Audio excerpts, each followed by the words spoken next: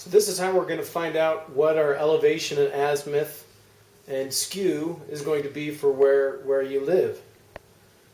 You just hit the menu button, then this is the number 6, the number 1 for installation, the number 1 for the dish point signal, and then you come up here to peak angles, just using your channel up button until you get to peak angles, then hit select. Then over here you can actually change the zip code for where you live, and then it'll tell you your azimuth angle, which is going to be your compass angle, the elevation, which we'll show you here in a picture and what you need to change, and then the skew, which is what we'll show you here in just a minute as well. With the elevation and skew numbers that we got by entering our zip code, we adjust the elevation and skew on the back of the dish to match the numbers that we got off of the screen. Then we mount the dish on top of the tripod, making sure that we have a clear view towards where the satellites are located. Side, you can look what the elevation and azimuth is. You can set the elevation as we showed you before. We'll know that our satellite is about this direction in our case. So I start with it knowing that I'm farther to the east than I should.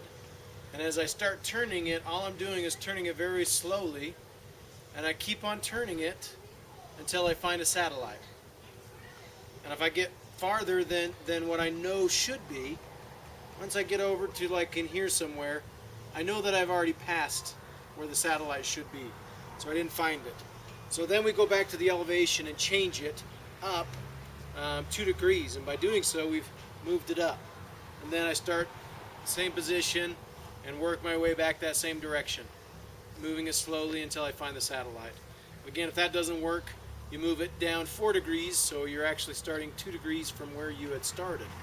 That way it covers all of those scenarios. And the reality is, if you get this plumb, like we talked about in the beginning, you won't have to worry about doing the elevation changes. Once you find that satellite, it'll start hauling. When we have this satellite finder connected and we do find a satellite signal, it will start hollering, just like that. You go past it, you lose it. Notice we found it right there. Now we just go inside and verify that we found the right satellite.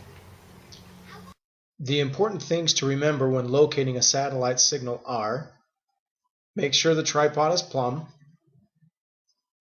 move the dish slowly, be patient.